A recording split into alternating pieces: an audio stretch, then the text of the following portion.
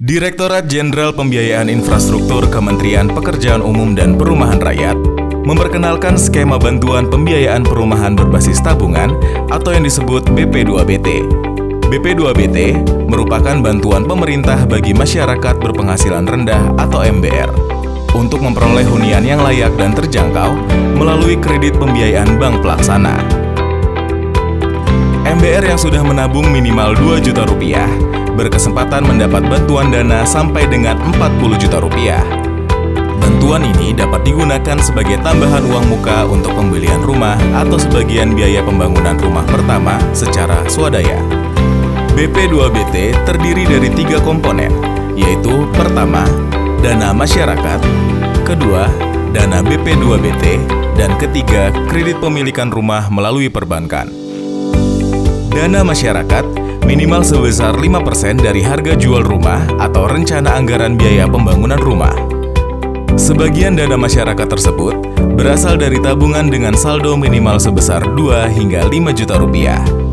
Jumlah bantuan yang diterima oleh MBR dalam program BP2BT ditentukan dengan nilai indeks sebesar 45% dari harga beli rumah dengan catatan nilai besaran bantuan maksimal 40 juta rupiah.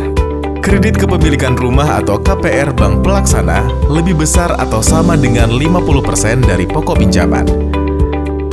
Target BP2BT tahun 2019 sebesar 14.000 unit dan tahun 2020 sebesar 38.500 unit.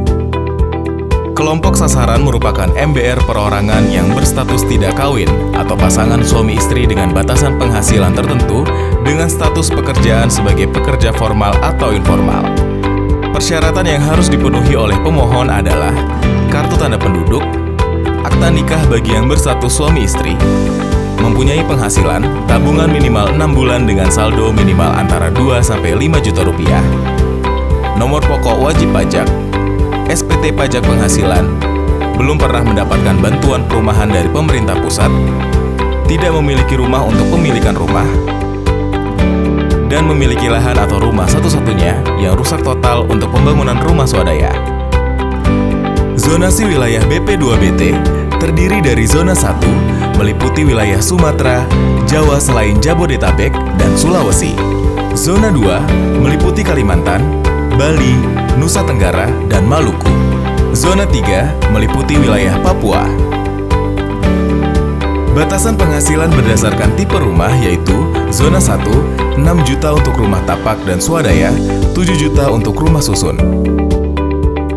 Zona 2, 6 juta untuk rumah tapak dan swadaya, 7,5 juta untuk rumah susun. Zona 3, 6,5 juta untuk rumah tapak dan swadaya, 8,5 juta untuk rumah susun. Batasan nilai rumah untuk zona 1 berkisar antara 140 hingga 168 juta rupiah untuk rumah tapak, 248,4 hingga 360 juta rupiah untuk rumah susun, dan 120 juta rupiah untuk rumah swadaya. Zona 2 berkisar antara 153 hingga 168 juta rupiah untuk rumah tapak, 273,6 hingga 356,4 juta rupiah untuk rumah susun, dan 120 juta rupiah untuk rumah swadaya.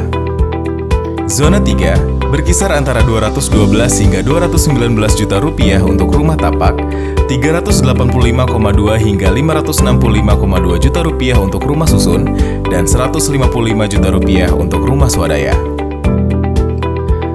Jumlah bantuan yang diterima oleh MBR dalam program BP2BT ditentukan berdasarkan nilai indeks tertentu terhadap harga jual rumah atau besaran RAB dan tidak boleh melebihi batasan maksimal dana BP2BT untuk setiap kelompok penghasilan. Masyarakat yang berpenghasilan lebih rendah akan memperoleh bantuan dana yang lebih besar. Semakin tinggi penghasilan, maka saldo tabungan minimum yang harus disiapkan oleh masyarakat semakin besar. Namun bantuan maksimal yang berhak diterima semakin kecil. Tipe rumah yang layak difasilitasi oleh BP2BT terdiri dari rumah baru yang dibangun oleh pengembang baik tapak maupun susun dengan luas lantai 21-36 meter persegi dan harus memenuhi persyaratan teknis keselamatan, keamanan, keandalan, dan kenyamanan yang dibuktikan dengan sertifikat layak fungsi. Rumah baru yang dibangun secara swadaya dengan luas lantai 36-48 meter persegi di atas tanah seluas maksimal 200 meter persegi. Pembangunan rumah baru dapat dilakukan di atas kafling tanah matang atau pengganti rumah rusak total. Rumah swadaya juga harus memenuhi persyaratan administrasi dan teknis sesuai dengan ketentuan yang berlaku. Secara garis besar, penyaluran dana BP2BT diawali dengan penetapan penerima manfaat dan dilanjutkan dengan pencairan bantuan. Alur proses penetapan penerima manfaat BP2BT dalam rangka pemilikan rumah maupun pembangunan rumah swadaya terdiri dari penyiapan tabungan dan persyaratan oleh pemohon, pengajuan permohonan BP2BT kepada bank pelaksana, verifikasi kelayakan pemohon dan perhitungan besaran bantuan oleh bank pelaksana. Pengujian usulan bantuan termasuk pengecekan fisik oleh Satker dan penetapan penerima manfaat oleh Satker. Alur proses pencairan dana BP2BT dalam rangka pemilikan rumah terdiri akad kredit dengan bank pelaksana yang sudah dilengkapi dengan dokumen SLF, pencairan bantuan dana BP2BT dan pemanfaatan rumah.